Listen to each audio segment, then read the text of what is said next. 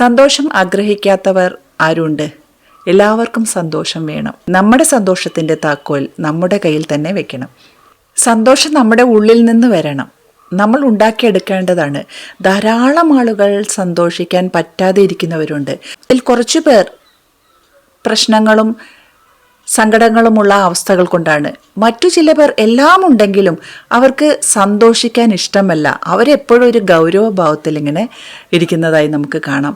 അങ്ങനെ സന്തോഷിക്കാൻ പറ്റാതെ അങ്ങനെ ഇരുന്നിട്ട് എന്താണ് കാര്യം? നമുക്ക് എപ്പോഴും ആ മുഖത്ത് ആ ഒരു സന്തോഷമാണ് നമ്മളെ ഒരു മനുഷ്യനാക്കുന്നത്.